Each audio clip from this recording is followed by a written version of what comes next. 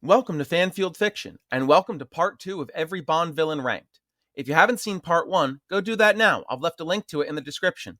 Without further ado, let's get to it. Le Chiffre is the primary antagonist of the first movie in the Craig-era Bond films, Casino Royale. He's played by Mads Mikkelsen, which is honestly the only reason he's not a bit lower on the list, as Mikkelsen brings the character to life in a really unique way. The name Le Chiffre is a pseudonym, a fake name that the man gives himself to help remain anonymous. Le Chiffre is French for the cipher or the number, which suits the character as he's a banker that finances terrorist organizations. Le Chiffre makes his money through insider trading. It's implied that he shorted airline stocks in anticipation of the terrorist attacks on September 11, 2001, knowing that the tragedy would happen and massively benefiting from it. During the events of the movie, he intends to do the same thing. An airline company, Skyfleet, unveiled their prototype, and Le Chiffre intends to blow it up, making the stock price plummet and him walking away with over $100 million. But James Bond prevented the prototype's destruction, meaning Le Chiffre lost that money. Importantly, this money that he lost wasn't actually his, but was money belonging to members of Quantum or Spectre, a group that you absolutely do not want to cross. To recoup his losses, Le Chiffre sets up a high-stakes poker game at the Casino Royale in Montenegro. 10 players, $10 million buy-in, $5 million rebuy, winner takes all. MI6, wanting to take Le Chiffre in to learn about the various terrorist organizations he bankrolled, sends Bond to play in the game. In M's words, "We can't let him win this game. If he loses, he'll have nowhere to run. We'll give him sanctuary in return for everything he knows." Le Chiffre has, as is standard for many Bond villains, a unique physical trait. In Le Chiffre's case, it's an injured left eye, the damaged duct of which bleeds, giving him the occasional appearance of weeping blood. Le Chiffre perpetrates one of the worst tortures in James Bond history, even worse than the scorpion torture in Die Another Day. He strips Bond naked, cuts the bottom out of a chair, straps Bond to it, and uses a large knotted rope to whip him between the legs. I never understood all these elaborate tortures. It's the simplest thing to cause more pain than a man can possibly endure. And of course, it's not only the immediate agony, but the knowledge that if you do not yield soon enough, there will be little left to identify you as a man. The only question remains, will you yield in time? This absolutely savage torture doesn't break Bond, however. Bond taunts Le Chiffre, telling him he's got an itch and asking him to scratch it.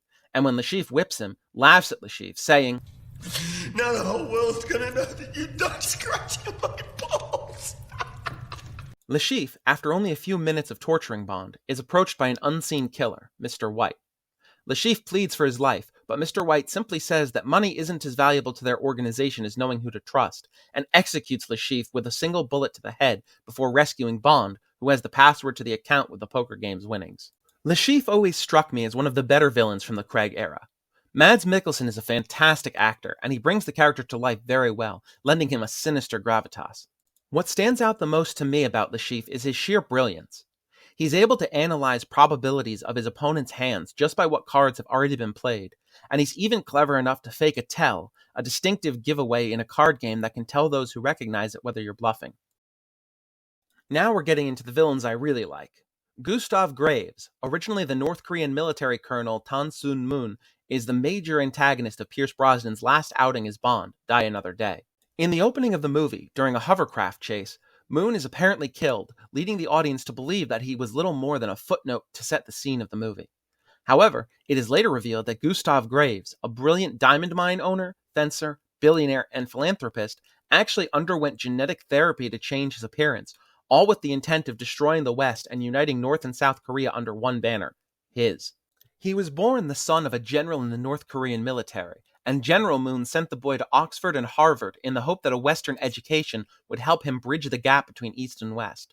But this backfired, as all Tan Sun-moon saw while abroad was the decadence of the West, and it allowed him to form contacts with individuals he would later utilize, including Miranda Frost, who was on the Harvard fencing team with him, and he won her allegiance by orchestrating her gold medal victory at the Olympics by implicating her opponent for using steroids. General Moon regretted the decision to send his son abroad, believing that he had been corrupted by the ideas and greed of the West. Moon was a political radical and a dealer in high-tech weaponry, using illicit diamond smuggling operations to fund his private army and his intent to unite the two Koreas, by force if necessary.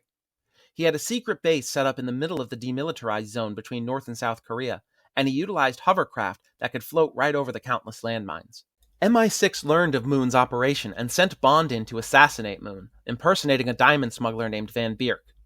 Moon learns of Bond's identity, and using one of his newly developed tank busters, based loosely on the real-world prototype weapon the OICW, blows up Bond's helicopter, then orders his men to shoot Bond. Bond escapes and engages in a rather tense hovercraft chase that concludes with Moon's hovercraft going over a waterfall, presumably to his death. General Moon takes Bond into custody, claiming that his son had a contact in the West, but Bond has no idea who it was. It was the contact that betrayed Bond as well. Moon fled to Cuba after his apparent death and underwent DNA replacement therapy to make him appear of European descent, then adopted the name Gustav Graves. Graves is a sophisticated, sarcastic, rude, and arrogant man, a personality he based on his brief encounter with Bond. We only met briefly, you and I, but you left a lasting impression. You see, when your intervention forced me to present the world with a new face, I chose to model the disgusting Gustav Graves on you. Oh, just in the details. That unjustifiable swagger, your crass quips, a defense mechanism concealing such inadequacy. Due to the effects of the gene therapy, Graves was afflicted by permanent insomnia, forcing him to get his rest through an hour a night on a dream machine. He spent the rest of his time learning new skills and pursuing interests, such as his obsession with fast cars. Graves fabricated a history. He was an orphan that worked in diamond mines in Argentina, learned engineering, and founded the Graves Corporation. He discovered diamonds in Iceland, a lie, his diamonds were really African conflict diamonds, and developed the Icarus, an orbiting satellite that could focus solar energy to allow the growth of crops year-round. But the real purpose of Icarus was a powerful, unassailable laser weapon to eliminate all threats to North Korea, starting with destroying the vast minefield in the demilitarized zone so that North Korean troops could launch a massive ground attack on South Korea. It was also capable of blasting missiles, including nuclear ICBMs, out of the sky effortlessly. Graves also retained his fencing skill, demonstrated in one of the best scenes in the movie where he clashes with Bond at a fencing club. Graves set up a demonstration of Icarus in Iceland in a massive hotel palace made entirely of ice, and he nearly kills Bond and NSA agent Jinx with Icarus, leading to one of the most maligned scenes in Bond history, though it's one I actually enjoy: Bond windsurfing on a tsunami.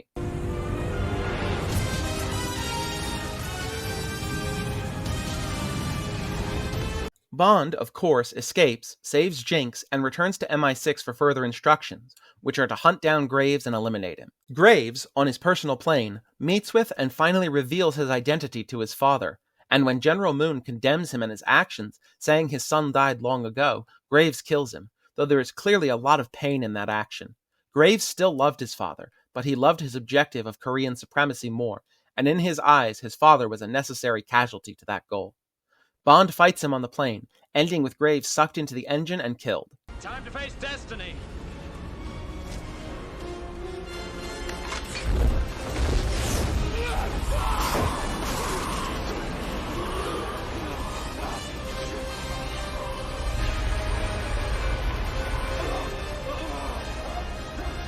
Time to face gravity!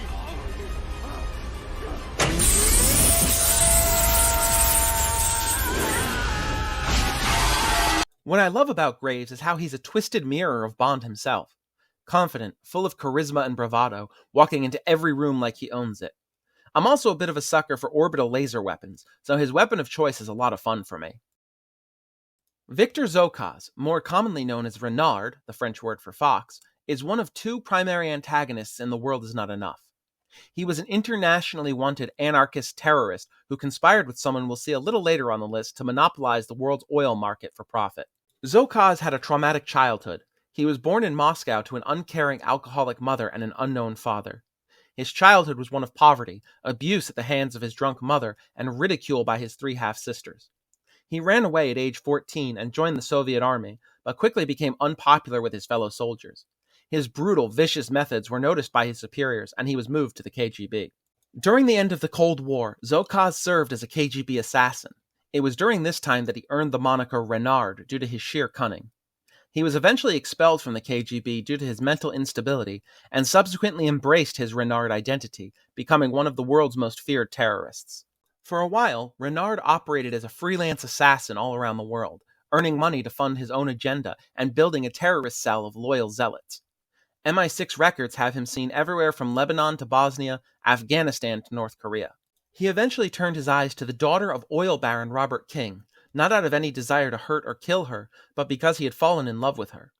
He orchestrated Elektra's kidnapping, and when Robert King couldn't rescue her on his own, he turned to MI6. Agent 009 was sent to track down and kill Renard and rescue Elektra. Elektra escaped prior to 009's arrival, but he did find Renard in Syria, where he put a bullet in Renard's head. This leads to probably the most interesting aspect of Renard's character. The bullet didn't kill him. Instead, while a doctor was able to save Renard's life, he could not extract the bullet. The doctor who saved Renard couldn't get the bullet out, so Renard killed him. It's moving through the medulla oblongata, killing off his senses. Touch, smell, he feels no pain. He can push himself harder, longer than any normal man.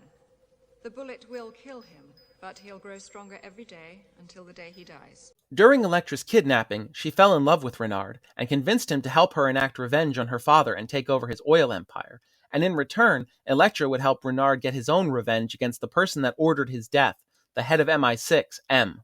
Renard's plan was to steal plutonium from a decommissioned nuclear weapon site in Kazakhstan, then use it to overload a nuclear submarine in the shipping area of Elektra's competitors' shipping lines, ruining their shipping routes. As Renard realized that his time was coming to an end, he decided to supervise the sabotage of the submarine personally, giving his life to ensure that the woman he love's plan would succeed, and to instill mass chaos as 8 million people died and the world's oil market was destroyed in one blast. Bond tracked Renard onto the submarine and confronted him, fighting in the reactor room where Renard was using his plutonium to make the reactor go critical, and taunted Renard with his killing of Elektra, driving Renard into a rage. Bond ultimately killed Renard by ejecting the fuel rod into Renard's chest, crushing him and killing him. Renard had enough time to smile one last time, knowing he was going wherever Elektra was. She's waiting for you!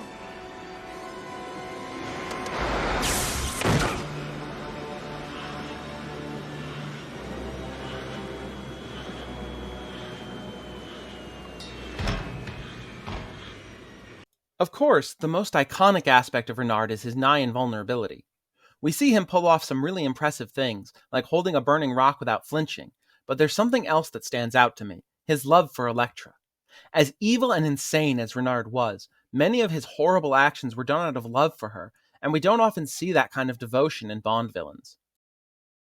Brad Whitaker is the secondary antagonist of The Living Daylights. He's an American black market arms dealer that operates all over the world. He's always seen in a U.S. military uniform, specifically that of a 5-star general, but his military career was a failure, as he was expelled from West Point for cheating. He spent some time as a mercenary in the Belgian Congo, then worked with criminal organizations to finance his early arms deals. Whitaker has his base of operations in Tangier. He loves military history and plays war games to reenact famous battles in history with automated figurines, claiming to Bond that he stages the battles as he would have fought them. Whitaker is played energetically by Joe Don Baker, who would go on to play one of my favorite recurring characters, Bond's CIA contact in GoldenEye and Tomorrow Never Dies, Jack Wade. Whitaker's obsession with military history is taken one step further by his possession of life-size wax figures that Whitaker calls great military commanders. Hitler, Napoleon, Genghis Khan, Julius Caesar, and Attila the Hun, among others, whom Whitaker claims were surgeons who removed society's dead flesh. More unsettling is that these figures are sculpted with Whitaker's own face.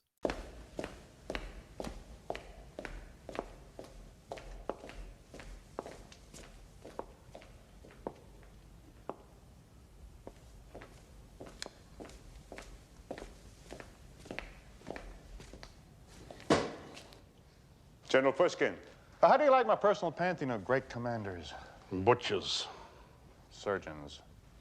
They cut away society's dead flesh. Whitaker's plan is to work with General Georgy Koskov, mentioned earlier, to trade a massive opium shipment with the Snow Leopard Brotherhood in Afghanistan for $500 million worth of diamonds that he attained in an arms deal with the Soviets, all to continue to finance his arms deals into the distant future, and to trick Bond into eliminating General Pushkin, the Soviet head of secret operations, with the false Smirt Spionum plan.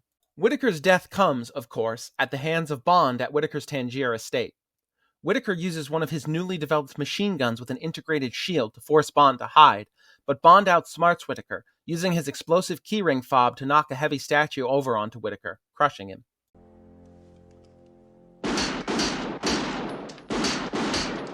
All right, you've had your 8. Now I'll have my 80.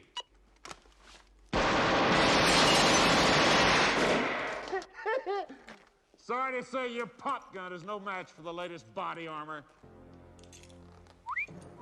What?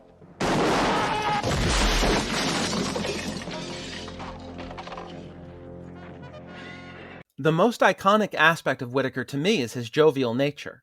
Whitaker is almost always smiling, bouncing around with the energy of an excited child. Of course, his fascination with war and military tactics is a major point of his character as well. Electra King, as we discussed in the number 14 entry, Renard, is the daughter of oil tycoon Robert King. Her maternal heritage was Azerbaijani, and she resented that her English father acquired and assimilated her mother's family's oil business into his own construction enterprise, forming King Industries. Electra was kidnapped by Renard, and the two fell in love, leading to their mutual hatred of both Robert King and M, and the two worked together to destroy her father's legacy, both because of the aforementioned resent and because of her father's refusal to pay the ransom when she was kidnapped, as well as kill M, the woman who advised her father not to pay the ransom and who ordered Renard's death. Electra was a gorgeous woman, and she knew it, using her beauty to get what she wanted. She was not above sleeping with someone if it meant getting closer to her goal, such as when she seduced Bond to throw off suspicion. She was an excellent actress, able to put up an innocent, damsel-in-distress facade. She was a cruel, cold woman at heart, happily torturing and killing anyone that got in her way, as we see with Bond at the end of the movie. Rather than just execute Bond, she puts him in a torture device and slowly toys with him, which ultimately gives Bond the opportunity to escape. Electra's plan, as mentioned in Renard's entry, was the destruction of rival oil businesses through the detonation of a nuclear submarine in the waters her rivals used for shipping, as well as her revenge against M by locking her in a cell within the blast radius. We rarely see a female lead villain, not since Rosa Klebb in From Russia with Love, and never since. There are plenty of femme fatales throughout the series, but they're almost always disposable minions with little purpose beyond seducing Bond and looking beautiful. Electra is different. She's the mastermind, she's the one in control, she's truly dangerous. The most iconic aspect of Electra is how manipulative she is. She dragged Renard in, tricked M into believing that she was an innocent victim, seduced Bond, and orchestrated a nuclear attack that almost succeeded. Now we're getting into the villains that I really enjoy.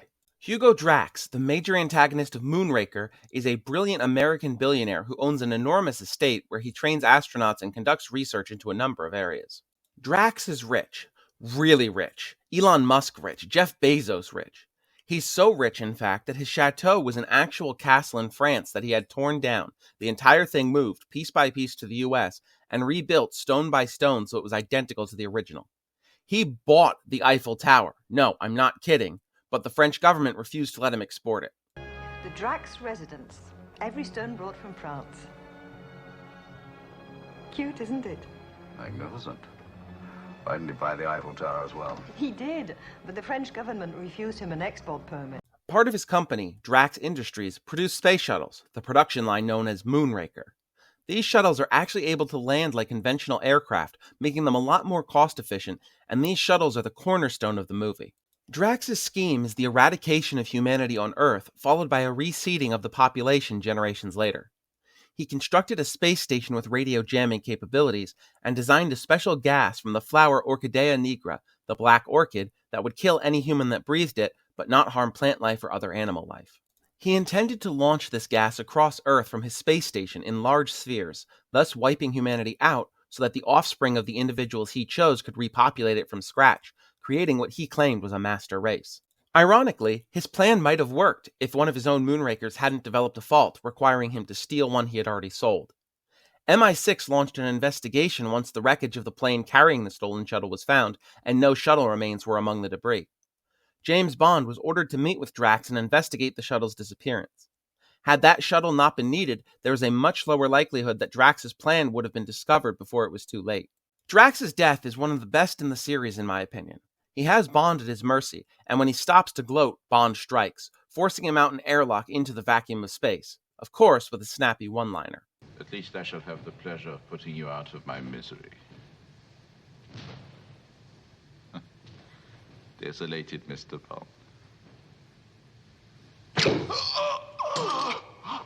heartbroken, Mr. Drax. Allow me. Take a giant step for mankind.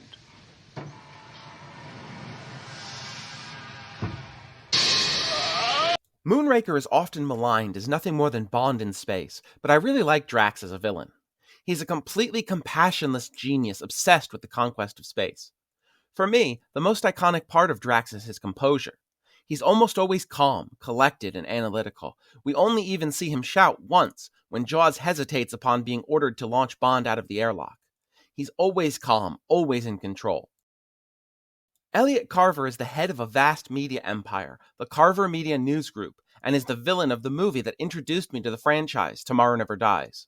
Carver is British, born in Hong Kong when it was still a British colony, and by his terms, an orphan. He was the illegitimate son of a German woman who died in childbirth and a press tycoon. He was abandoned by his father and adopted by a Chinese family, and years later he confronted and blackmailed his father into suicide and took over the media empire. Carver established himself as one of the most recognizable media moguls in the world. He married a woman named Paris, who happened to be one of Bond's former flames. He is a clever, cunning, cutthroat man, such as evidenced by his complete lack of morals in his dealings with just about everyone. He demands the President of the United States lower cable rates or he'll release raunchy photos of the President with a cheerleader, then instructs his subordinates to release the photos anyway once the bill is signed. Carver has no problem murdering anyone and everyone that gets in his way or betrays him. He has a private assassin on his payroll, Dr. Kaufman, whom he instructs to kill Paris when he learns that she had been involved romantically with Bond. Carver's scheme is to engineer a war between Britain and China. To that end, he recruits techno-terrorist Henry Gupta to manipulate a GPS encoder to send a British warship, the HMS Devonshire, off course, destroy it, and steal a missile, which he then plans to launch from his stealth boat into Beijing. When he sinks the Devonshire using a sophisticated drill torpedo, he has his henchman Stamper kill the survivors in the water, telling him to use Chinese ammunition so it would look like the helpless survivors were killed by the Chinese, further stoking tensions. I should mention, however, that Stamper doesn't actually use Chinese ammunition, but rather NATO ammunition, which the Chinese military absolutely would not use. This is likely an oversight by the movie's director or prop department, and not a mistake on Stamper's part.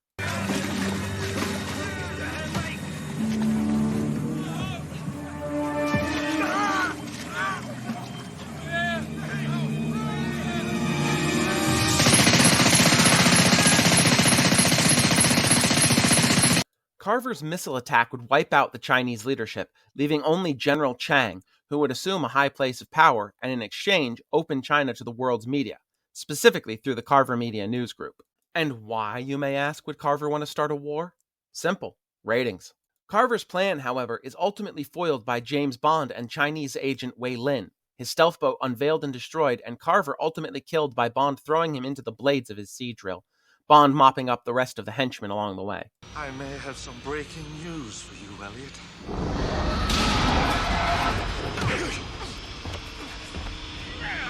You forgot the first rule of mass media, Elliot. Give the people what they want.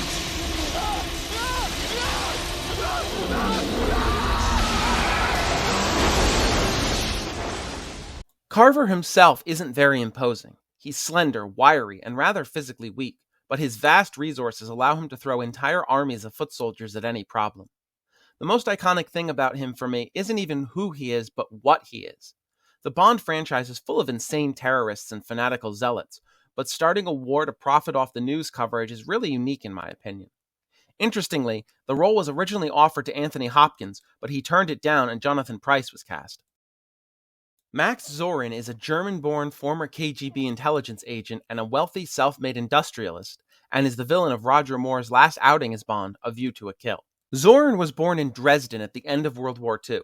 He was the result of a Nazi experiment, authorized by Hitler himself, where pregnant women were injected with tons of steroids in an attempt to create super children. Most of the pregnancies failed, but the few survivors grew up to be incredibly intelligent, but also completely psychotic. Zorin became a microchip producer in France and ultimately used his brilliant mind to develop all manner of applications for his microchips, such as implanting a chip into his racehorses linked to a small injector of natural horse steroids. Zorin could then simply press a button on his cane to activate the injection in the final stretch of a race, giving the horse a burst of energy to rush ahead and making it almost impossible to detect, as the horse's drug test before the race was clean. Zoran's plan, Operation Main Strike, is to create a monopoly on microchips. To do this, he plans to detonate a massive bomb in a mine right on the fault line during high tide, creating a massive disaster that will quite literally wash away all of his Silicon Valley rivals, thus vastly boosting the value of his own chips. The millions of innocent people killed by this are incidental. Bond puts an end to the scheme, aided in no small part by Mayday, Zoran's former lover that Zoran betrayed, who sacrifices herself to ensure that the bomb detonates outside of the target zone. Push! Push! Jump! I have to hold the brake off! Jump! Get Zoran for me! Mayday! Jump! Mayday, jump!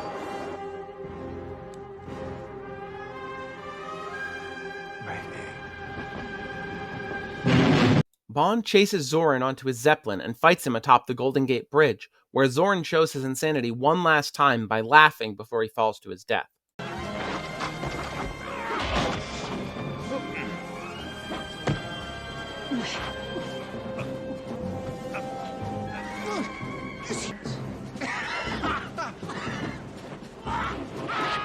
Zoran is a heartless, cruel man that seems to actually delight in murder, seen most notably when he detonates the bombs with his men still in the mine, including Mayday, then guns down all of the survivors. But Mayday and my men... Yeah, a convenient coincidence. Mr. Zoran, those men are loyal to you.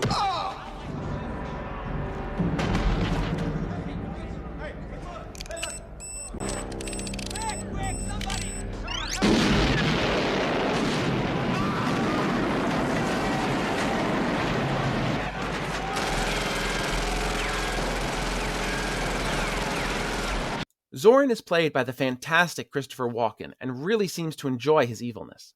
For me, the most iconic aspect of Zoran is just how manic he can be, grinning, laughing, just really having a lot of fun with his heinous acts. Raul Silva, born Tiago Rodriguez, is the villain of Skyfall. He's played with a brilliant, menacing madness by Javier Bardem and is, in my opinion, the greatest of the Craig-era villains. Silva is a former Secret Intelligence Service MI6 operative turned cyber terrorist. He's a wickedly intelligent man and has a vendetta against MI6 in general and M, whom he derisively calls Mother, in particular, as he was caught hacking the Chinese government without authorization in Hong Kong.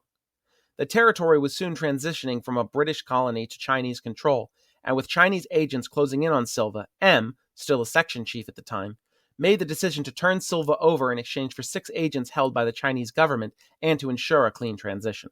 Little is known about Silva's early life, but he does give Bond a very poignant metaphor for the life of a spy in his tale about his grandmother, where she taught him to trap rats in an oil drum and force them to cannibalize each other until only one was left.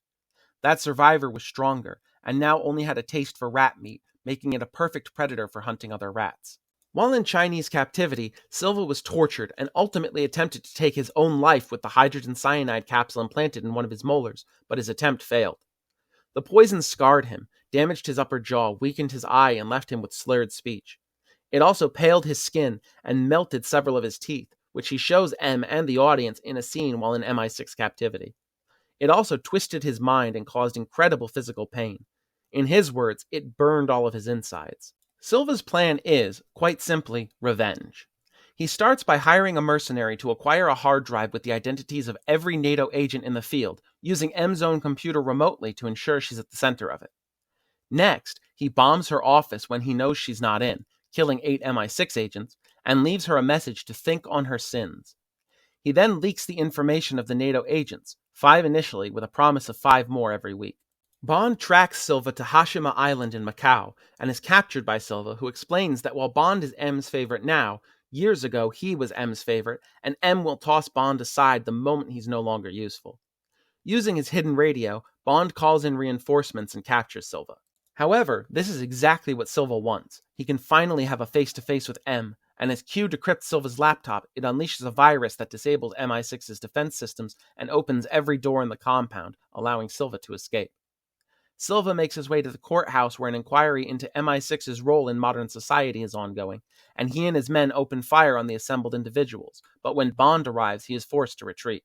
Bond takes M to his childhood home in Scotland, Skyfall Lodge, and leaves a digital trail with the help of Q, knowing that Silva's pursuit of M will inevitably lead him there, and on known ground, Bond will have the advantage. Silva arrives via helicopter, and after a long battle, Silva corners M and gives her a gun, then puts it to both of their heads, intending to go out together.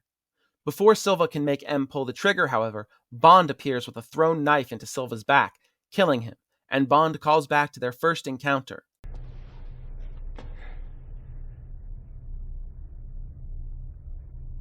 Last rat standing.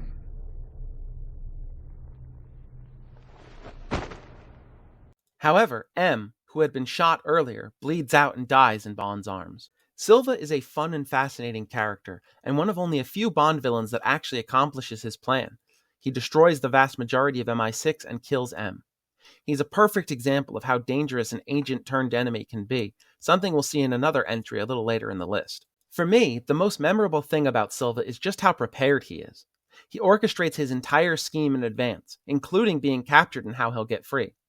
He's ahead of Bond and MI6 pretty much every step of the way until the final battle at Skyfall. His often unsettling performance by Javier Bardem is also really well executed. And we're going to stop here for now. Come back tomorrow to see the final third of the list and find out who takes the coveted top spots for the best Bond villains ever. Thanks for watching, and please consider liking, commenting, and subscribing. It takes 2 seconds for you and really helps the channel out. See you in part 3.